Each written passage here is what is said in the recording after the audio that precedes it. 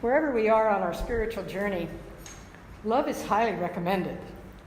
And today's talk is Love Proclaims Our Spirit. As we've already talked about, the essence of love is self-givingness in order to express life. And this is true whether we're talking about divine spirit, the creator and maintainer of all life, or whether we're talking about ourselves in our life journey right here on planet Earth. So love has been the topic of this month's talks. And each Sunday, we've looked at different ways in which love serves us. By stirring our hearts, by inspiring our emotions, by renewing our souls. And today I've chosen to wrap up the series by talking about how love proclaims our spirit. Because it's through the acceptance and the expression of the most elegant of all actions that we truly proclaim or make our statement of who we are. Because it's always about each one of us. There's a story about an apprentice gazing with amazement over the shoulder of the brilliant Michelangelo as he worked on his masterpiece, the statue of David. And when there was a lull in the work, the apprentice asked him, "How will you ever create the perfection that you seek from this slab of crude marble?" The master replied, "I have to add nothing, because the perfection is already there. All I must do is remove the unnecessary pieces." Such is also true about each one of us, isn't it? Most of us believe that something is missing, and that when we find it and add it, then we will arrive at perfection. A friend of mine gave me this prayer a long time ago, actually, but it stuck with me, and I think it acknowledges the challenges that we face being in this world. So far today, God, I have done it right. I haven't gossiped. I haven't lost my temper. Haven't been greedy, grumpy, nasty, selfish, or overindulgent. I'm very thankful.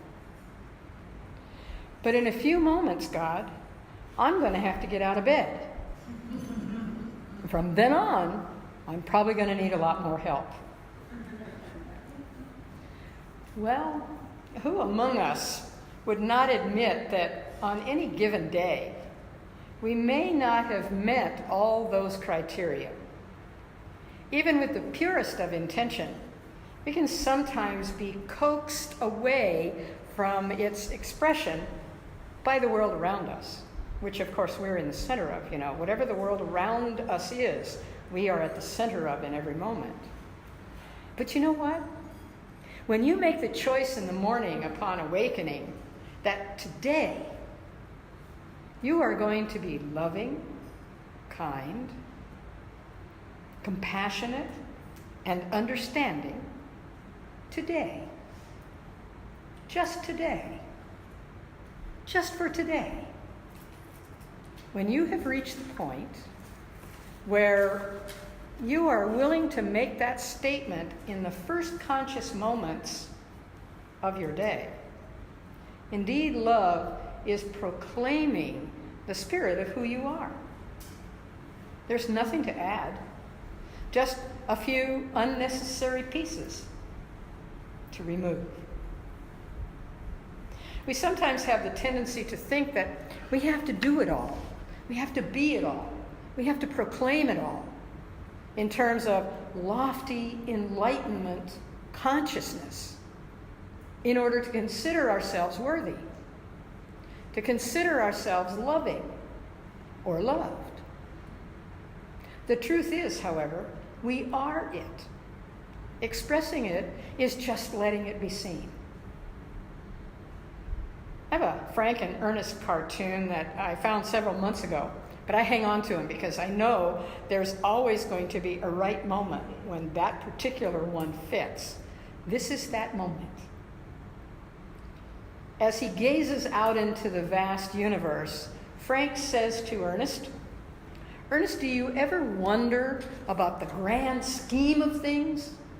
And Ernest replies very matter-of-factly, "Nah, I have enough time and enough challenges with just the daily subplots." So when you hear the words, "Love proclaims our spirit," just for the moment. Or how about just through the end of this talk? Suspend the tendency to think that couldn't possibly include you. Suspend your doubt, suspend your disbelief, and accept, just for now, that I'm talking about you. Spirit, with a capital S, is what we commonly think of as God. It's a force that's eternal. It's infinite. It's omnipotent. It's omniscient. It's omnipresent. Boy, those are big words, aren't they? They translate to all-powerful, all-knowing, and ever-present. It's an energy which is ceaseless. It's limitless. And it's always actively creating out of itself.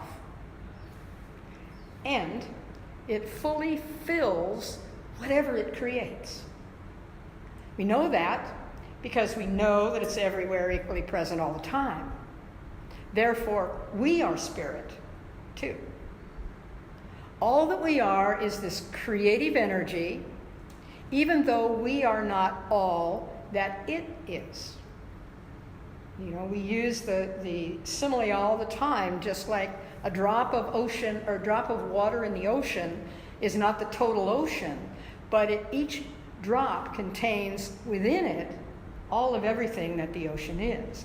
And that's a comparison that we can understand and then gradually come to believe that it's true of us as well. Ernest Holmes, writing in the Science of Mind text, defines spirit, divine spirit, as life or intelligence conceived of entirely apart from physical embodiment. It's the vital essence, force, energy, as distinct from matter. And he says, we are that essence, that force, that energy, expressing as personalness or personality. So, as you've heard me say before, probably a lot of times, that is why each one of us is different from every other. So that divine spirit, creative spirit, can demonstrate its variety, its limitlessness. If we were all the same, that would suggest its creative spirit wasn't creative and wasn't limitless, wouldn't it? It would be like we are coming down a construction line, a manufacturing line, and every one of us is like the one before. But that's not the truth of us. We are each individualized. And contained within each one of us is that cosmic force, that force that is irresistible, that is love.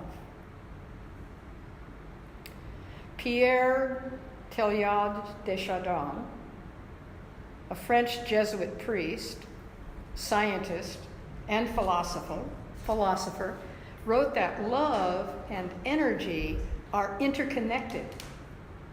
He suggested that love contains within it an energy that can unite human beings, because it joins all of us in what is deepest within us. He saw the harmony within the very cells of our bodies as the divine power within each of us, energized by the universal synthesizer, love. So why is love the universal synthesizer? And why not something else? Because love is the self-givingness of a creative spirit. It gives without expecting anything in return. It gives without dictating how we must respond to that gift. It gives without judging our actions or inactions. And it gives equally to all of its creations. And because when we surrender to it, that is, we decide not to resist it any longer, we experience joy and happiness and peace in every aspect of our humanness. I have two examples to give you, both of which made their appearance to me this past week. Now, you may think I'm just an opportunist, but I believe that when stories like this pop up as I'm preparing a Sunday talk, it's no coincidence, and I'd better pay attention. So earlier this week, after a meeting that I attended, several of us went out to lunch. And during the course of the conversation, somebody at our table asked one of the ladies in the group when her birthday was. She answered February 22nd. And soon the conversation turned to other subjects, several subjects actually. But it didn't return to any further discussion about birthdays. And for those of us who have had a lot of birthdays in our lives, we kind of breathed a sigh of relief. But just moments after the waitress brought our bills, the restaurant hostess came over to our table and she asked, "Which of you ladies has a birthday on February 22nd? And Heidi raised her hand as several of us pointed at her as well. You know, get the attention away from me, it's her. But before any of us could ask the hostess why she cared, she said to Heidi, "Your lunch tab has been paid." And in surprise, Heidi asked, "Well, by whom?" And the hostess explained that it had been paid by another customer who simply said, "I want to buy lunch for the lady whose birthday is February 22nd. But that person was not sitting at this table. When we had been talking about birthdays, there was no one else in that restaurant close enough to hear our conversation that Heidi or any of the rest of us knew anyway, or recognized.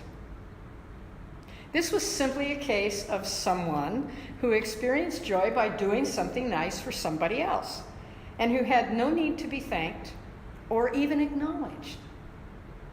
What a proclamation of love in that universal sense, a synchronistic sense. But there's more. There was another lady with us who said, "You know, this is the kind of thing that happens to you that makes you realize you can't let it end with you." She proceeded to tell us the story about an instance when she was still living on the mainland, where she had driven from her home to an occasion that was many, many miles away. And on her way back, still over 100 miles from home, she stopped to put gasoline in her car, only to discover she had left her wallet home. She had no cash. She had no credit cards. She pleaded with the station attendant to take her IOU, and needless to say, was turned down. And so as she stood at the counter in the gas station in complete bewilderment over what to do next, a young man appeared at her side. He had seen her obvious anxiety, and he said to her as he offered the gas station attendant a handful of money, "Here, let me buy you a tank of gas." Well, of course, she asked for his name and his address so she could pay him back. But he smiled at her and said no, that wasn't necessary, and left her speechless, other than her heartfelt thanks. Then she went on to say that though this had happened to her some time ago, it's changed her in a number of ways. She has passed that act of kindness on in a number of ways. And not once, but many times, and continues to do so. I'm sure many of you have had similar experiences when someone you didn't even know extended a hand in helpfulness or compassion. Or when you yourself did that very thing, something kind and thoughtful to help somebody you didn't even know. Such acts are one of the ways we proclaim the spirit of love flowing through our being, the way we express who we truly are. In fact, some of you may even remember several years ago, they made a movie about that. It was titled Pay It Forward. So love is ongoing and kind. Love behaves with grace. Love rejoices in the truth. People who exhibit a selfless love, such as these two in the stories that I've just shared with you, receive far more in joy than if they had taken that same money and bought something to put on a shelf, in a drawer, or maybe even in the refrigerator. And although we don't know this for a fact, it's very likely that each of them is passing on a selfless act of love somebody demonstrated on their behalf at some time.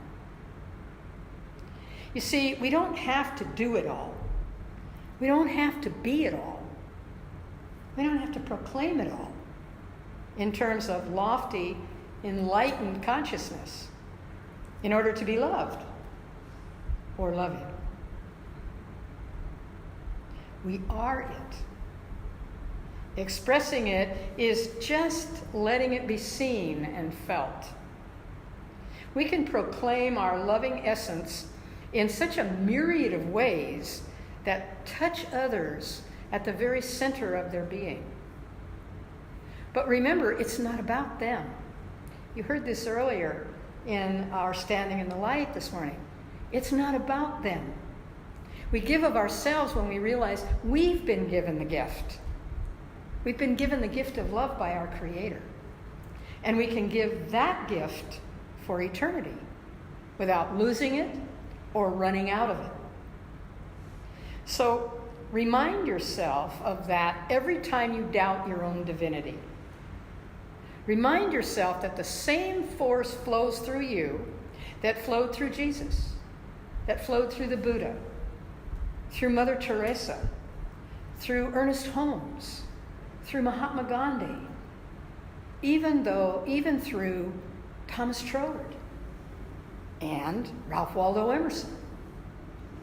Whatever false beliefs or false ideas ever directed you away from the truth that you were created in love, immersed in love, and capable of expressing love, whatever those falsehoods were, you can make the choice right now, right here, to reclaim your divine inheritance.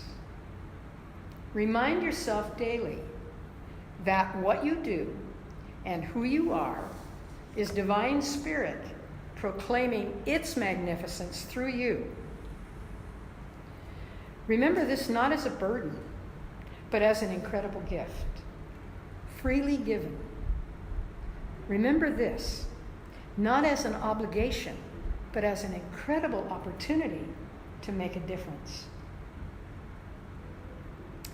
I want to close with a story you've probably all heard, perhaps many times, but it fits here, so here it is.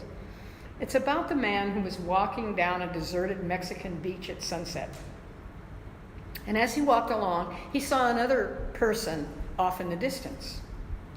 As he came nearer, he noticed that it was a local, a native, and he kept bending down, picking something up, and throwing it out into the ocean. time and again, he was hurtling these things out into the ocean. As the visitor got closer, he could see that the man was picking up starfish that had been washed up on the beach, and one at a time, he was throwing them back into the water. Well, the visitor was puzzled about this. He approached the man and he said, "Hi there. I've been watching you for a while and wondered what you're doing." "I'm throwing these starfish back into the ocean," he said. "You see, it's low tide right now. And all of these starfish have been washed up onto the shore at the last high tide. If I don't throw them back into the sea, they'll die up here." "Well, I understand that," the stranger said, "but there must be thousands of starfish on this beach. You can't possibly get to all of them. There are simply too many. And don't you realize this is probably happening on hundreds of beaches up and down the coast? Can you see that you couldn't possibly make a difference?" The local native bent down and picked up yet another starfish. And as he threw it back into the ocean, he turned with a smile and said, "Made a difference for that one." So love proclaims our spirit, and that includes each one of us. Each of us, in our own unique way, can make a difference with love as our guide. And though we do so, because with love as our guide, we can't do anything else, the difference that we make in someone else's life might very well continue on into eternity. And so it is.